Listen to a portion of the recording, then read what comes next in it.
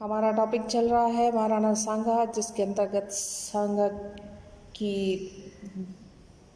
मालवा और गुजरात के साथ के संघर्ष के कारणों को हम डिस्कस कर चुके हैं और आज हम करेंगे बाबर के साथ हुए महाराणा सांगा के संघर्ष को। बाबर के भारत आक्रमण के समय राणा सांगा और इब्राहिम लोदी दो शक्तियों के रूप में थे। यद्यपि राणा सांगा ने भारतीय नरेशों व मुस्लिम शासकों को पराजित कर अपने आप को एक योग्य सेनानायक तथा कूटनीतिज्ञ प्रमाणित कर दिया था, तथा अब उससे एक ऐसी विरोधी का मुकाबला करना था जो उसके क्षेत्र में उससे किसी प्रकार कम साहसी नहीं था। राणा सांगा के प्रारंभिक जीवन की तुलना यदि बाबर के प्रारंभिक जीवन से करें तो उनके अंदर काफ़ी समानता देखने को मिलती है। जिस प्रकार सांगा ने मेवाड़ की गद्दी प्राप्त करने हेतु उतार चढ़ाव देखे, संघर्ष किया, उसी तरीके से बाबर को भी फरगाना राज्य की प्राप्ति के लिए, उस पर अधिकार रखने के लिए अनेक राजनीतिक परिवर्तनों से गुजरना पड़ा। दोनों ही महत्वाकांक्षी, धैर्यवान, साहसी व वीर थे। सांगा मेवाड़ के छोटे से राज्य से संतुष्ट नहीं, वहाँ बाबर फरगाना के राज्य से संतुष्ट नहीं था। दोनों ही विस्तारवादी नीति का आचरण किए हुए थे। सांगा ने राजपूत नरेशों को पराजित किया तथा मुस्लिम शासकों को आतंकित करना शुरू किया। परिणामस्वरूप सभी स्थानीय राजपूत शासक उससे ये अपेक्षा करते थे कि पतनोन्मुख दिल्ली सल्तनत को समाप्त कर वह दिल्ली में हिंदू राज्य को पुनः स्थापित करेगा। राजपूत बौद्धिक तथा भावुक मान्यताओं से सांगा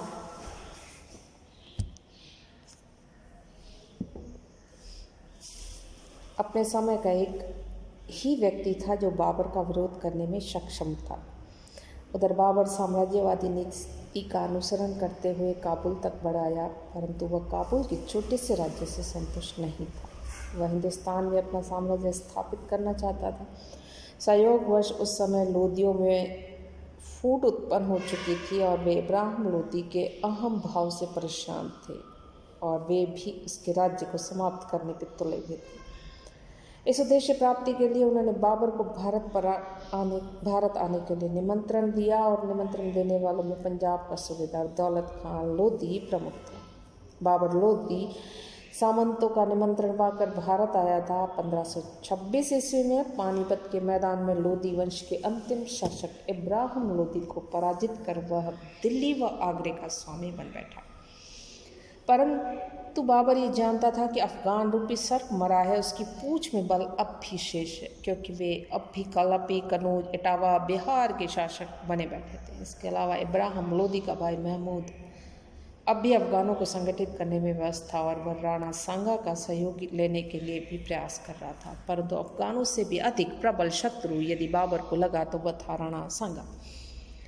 काबुल में ही बाबर ने राणा सांगा की ख्याति को सुन रखा था, अतः दिल्ली का स्वामी बनने रहने के उपरांत वह इस निष्कर्ष पर पहुंचा कि हिंदुस्तान में उसका सबसे भयंकर शत्रु महाराणा सांगा था, इब्राहिम लोदी नहीं। अतः भारत में जब तक राणा सांगा की शक्ति बनी रहेगी तब तक उसे समस्त भारत का शासक नहीं बन सकता। इस स्थिति को समझते हुए उसने राणा सांगा के विरुद्ध आक्रमण की तैयारियां आरंभ की और इसका परिणाम 17 मार्च 1527 ईस्वी में खानवा के मैदान में महाराणा सांगा के विरुद्ध वह युद्ध के लिए आ डटा। खानवा के युद्ध के कारण प्रथम कारण देखें तो राणा सांगा का विश्वासघात। बाबर के सामने प्रश्न यह था कि राणा सांगा के विरुद्ध युद्ध किस बहाने छेड़ा जाए। उसको इसका भी बहाना मिला और उसने राणा सांगा पर विश्वासघात का आरोप लगाया। बाबर अपनी आत्मकथा में लिखता है कि राणा सांगा ने उसके पास काबुल में सहायता का प्रस्ताव लेकर एक दूत भेजा था और विश्वास दिलाया था कि जब तुम बाबर दिल्ली पर आक्रमण करोगे तो मैं सांगा आगरे पर धावा बोल दूंगा। मेरे दिल्ली पहुंचने पर भी राणा सांगा ने आगरे पर आक्रमण न करके मेरे साथ विश्वासघात किया, अतः मुझे उस काफिर राणा सांगा को विश्वासघात का सबक सिखाना था। इसी कारण बाबर राणा सांगा के विरुद्ध सेना लेकर खानवा के मैदान में आ डटा। परंतु बाबर द्वारा आरोपित विश्वासघात का अपराध आज भी विवादास्पद बना हुआ है। इसके विपरीत राजपूत स्रोत ये दर्शाते हैं कि बाबर ने राणा सांगा के पास इब्राहिम लोदी के विरुद्ध सहायता मांगने के संदर्भ में सिलहदी को भेजा था। संधि प्रस्ताव में बाबर ने यह वायदा किया था कि राणा सांगा की सहायता से इब्राहिम को परास्त करने के पश्चात दिल्ली का स्वामी बनेगा और आगरा राणा को देगा। इस विवादास्पद प्रश्न पर डॉक्टर गोपीनाथ शर्मा ने यह सिद्ध करने का प्रयास किया है कि सहायता का प्रस्ताव बाबर ने राणा सांगा के पास भेजा था, न कि राणा सांगा ने बाबर के पास। अतः राणा सांगा का विश्वासघात का प्रश्न ही नहीं उठता। इसके अलावा डॉक्टर वंदना परमेश्वर ने अपने शोध ग्रंथ बाबर भारतीय संदर्भ में इस समझौते को आधारहीन बताया। अतः बाबर का राणा सांगा पर विश्वासघात का दोषारोपण सर्वथा निर्मूल है। सेकेंडरी कारण देखें तो बाबर व राणा सांगा की साम्राज्यवादी नीति। इस नीति का प्रमुख कारण सांगा तथा बाबर का साम्राज्यवादी होना था।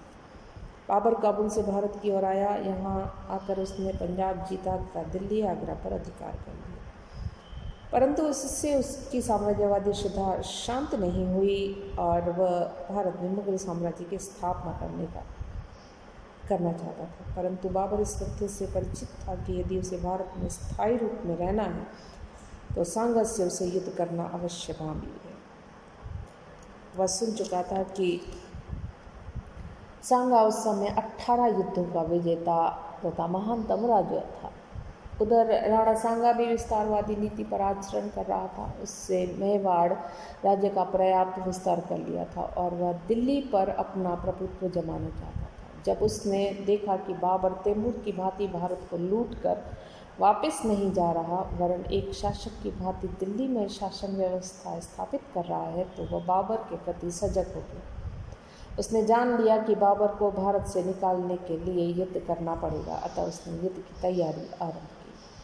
तीसरा कारण सांगा और बाबर के बीच संघर्ष का राणा सांगा द्वारा दिल्ली सल्तनत के प्रदेशों को अधीनस्थ करना। पानीपत की लड़ाई में इब्राहिम की पराजय की जानकारी मिलते ही सांगा ने राजस्थान के उन भागों पर अपना अधिकार स्थापित करना आरंभ कर दिया जो दिल्ली सल्तनत के अधीन थे। उसने हसन को निकालकर रणथंभौर से 10 मील दूर खंडार के दुर्ग पर अधिकार कर लिया। खंडार को विजित कर राणा बयाना की ओर बढ़ा और उसने विजित कर लिया। खंडार को विजित कर राणा इसके अतिरिक्त उसने 200 ऐसे गांवों को अधिकृत किया जो सल्तनत के अधीनस्थ थे। इस संदर्भ में बाबर अपनी दिनचर्या में लिखता है कि हमारे पास यह खबर पहुंच गई कि राणा सांगा शीघ्रता से आ रहा है। उस समय हमारे गुप्तचर न तो बयाना के दुर्ग में जा सके और न वहाँ कोई खबर ही पहुँचा सके। बयाना की सेना कुछ दूर निकल आई, परंतु राणा से हार कर भाग निकली। इस प्रकार का माहौल बन जाने पर बाबर को युद्ध करने आगे बढ़ना ही पड़ा, क्योंकि बयाना बाबर को अपने राज्य की सुरक्षा के लिए परम आवश्यक था। अतः बाबर का राणा सांगा से चिंतित होना स्वाभाविक है। चौथा कारण राणा सांगा द्वारा अफगानों को आश्रय देना। बाबर व राणा की बढ़ती हुई शत्रुता एक कारण राणा सांगा द्वारा बाबर के अफगान शत्रुओं को आश्रय देना भी था। जब अफगानों को बाबर व सांगा की शत्रुता स्पष्ट हो गई तो बहुत से अफगान सरदार राणा सांगा की शरण में चले गए। वे उसके साथ मिलकर बाबर को भारत से निकालने की योजनाएं बनाने लगे। इब्राहिम लोदी का भाई महमूद लोदी, हसन खां मेवाती इसमें प्रमुख है। इस राजपूत अफगान गठबंधन का कारण बाबर कुपित हो गया और उसने सांगा के विरुद्ध सैनिक अभियान प्रारंभ कर दिया। पांचवा संघर्ष का कारण है धार्मिक मतभेद। राजनीतिक कारणों के अतिरिक्त दोनों के मध्य संघर्ष का कारण धार्मिक मतभेद भी था। सांगा अपने को हिंदू धर्म का रक्षक मानता था, उधर बाबर अपने को इस्लाम का प्रचारक व पोषक मानता था। अतः हिंदू धर्म की रक्षार्थ सांगा को बाबर से युद्ध करना अनिवार्य। इसी प्रकार इस्लाम धर्म के पोषक बाबर के लिए उसके मार्ग में बाधक बनने वाले सांगा से युद्ध करना आवश्यक हो गया। बाबर ने इसे जिहाद की संज्ञा दे डाली और हुमायूं को भी आगरा से बुलवा लिया। युद्ध की तैयारियां। राणा सांगा का सामना करने के लिए बाबर ने दक्षिण पश्चिमी सीमाओं पर स्थित धौलपुर, कालापीर, बयाना पर अधिकार किया। उस समय बयाना सांगा के अधिकार में था और निज़ाम खां नामक मुसलमान को उसने जागीर में दे रखा था। जब बाबर ने इस किले को लेने के लिए इश्क आका के नेतृत्व में सेना भेजी तो निज़ाम खां का भाई आलम खां बाबर से मिल गया और किला उसके सुपुर्द कर दिया। राणा सांगा यह सहन नहीं कर पाया, उसने बयाना के किले को घेर लिया। स्वयं बाबर ने लिखा है कि दुर्ग में गिरे सैनिक हताश हो गए और उन्होंने आत्मसमर्पण करने को बाध्य होना पड़ा। मुगल सैनिकों के विरुद्ध राणा सांगा की यह प्रथम विजय थी। बाबर इस समय सामरिक तैयारी में लगा हुआ था। उसने इधर उधर बिखरी मुगलाई सेना को एकत्रित करना शुरू किया। अन्य स्थानों से कई तुर्की सरदारों को भी उन्होंने बुला लिया। 11 फरवरी 1527 ईस्वी को सांगा का सामना करने के लिए बाबर रवाना हुआ। फतेहपुर सीकरी में मोर्चाबंदी की। अपनी सेना का यहाँ पड़ाव डालने के एक कारण था सीकरी में एक बड़ी झील का होना। यह झील राणा सांगा के अधिकार से वो बचाकर अपने सैनिकों के पानी के लिए सुरक्षित रखना चाहता था। यहाँ पर बयाना के युद्ध में हार कर भागे हुए सैनिक आ गए और उन्होंने राजपूत शक्ति का बढ़ चढ़कर वर्णन किया। उनमें शाह, मैसूर, किस्मती प्रमुख था। इससे मुगल सेना हतोत्साहित हो गई और दुर्भाग्यवश उस समय काबुल में आए हुए शेख मोहम्मद शरीफ नामक ज्योतिष की भविष्यवाणी ने स्थिति और भी ज़्यादा निराशाजनक बना दी। उसने ये कहना आरंभ कर दिया कि इस समय होने वाले युद्ध में बाबर के ग्रह अनुकूल नहीं है, अतः विजय में संदेह है। इससे मुगल सैनिक में आतंक फैल गया तथा वे डर कर वापस काबुल लौट जाने पर विचार करने लगे। परंतु बाबर कठिन परिस्थितियों से विचलित न हुआ और शासक उसने जिहाद का संदेश देते हुए अपने सैनिकों को एक ओजस्वी भाषण देकर उनमें काफिरों के विरुद्ध युद्ध करने का उन्माद उत्पन्न कर दिया। इस अवसर पर उसने कभी शराब न पीने की प्रतिज्ञा की तथा सोने चांदी के प्याले, सुराही तथा अन्य शराब के बर्तन तुड़वा दिए। उसने अपनी दाढ़ी न कटवाने की भी प्रतिज्ञा ली। इससे मुगल सेना में आत्मविश्वास हो गया और वे आत्म बलिदान के लिए तैयार हो गए। बाबर की मोर्चाबंदी। बाबर ने अब विलंब करना उचित नहीं समझा और उसने सेना को खानवा के मैदान में ला जमाया। वहाँ उसने खाइयाँ खुदवाई, पीछे 7-8 गज की दूरी पर तोप गाड़ियाँ खड़ी करवाई, उनको जंजीरों से बंधवा दिया। गोलंदाजों, बंदूकचियों तथा घुड़सवारों को लगभग उसी तरह जमाया जैसा कि पानीपत के मैदान में उसने जमाया था। घेरने वाली तथा पक्षीय टुकड़ियों का नेतृत्व उसने अपने विश्वास पात्र अधिकारियों को सौंपा। बाबर स्वयं सहायता रखी गई सेना के साथ रहा। इस तैयारी में बाबर को 20-25 दिन लग गए और ये सब देखते हुए सांगा ने उस पर आक्रमण नहीं किया। इससे बाबर को अपनी शक्ति संगठित करने का और समय मिल गया और बाबर को विश्वास नहीं था कि विजय उसकी होगी। अतः उसने राजसैन के शासक सलहिंदी तवर के माध्यम से राणा सांगा के साथ संधि करने की बात चली, लेकिन महाराणा ने अपने सामंतों की सलाह से इसे अस्वीकार किया और मुगल अफगान लेखकों ने इस संधि प्रस्ताव का उल्लेख नहीं किया है, परंतु राजस्थान की खयातों में इसका उल्लेख हुआ है। कर्नल टोड लिखते हैं कि उस समय बाबर ऐसी स्थिति में था कि वह किसी भी शर्त को मान लेता। उधर सांगा बयाना विजय के उपरांत सीधे रास्ते से न आकर भूसावर होता हुआ खानवा पहुंचा। उसका ध्येय काबुल और दिल्ली से बाबर को मिलने वाली सहायता को रोकना था। यहाँ वह 1 महीना रुका रहा।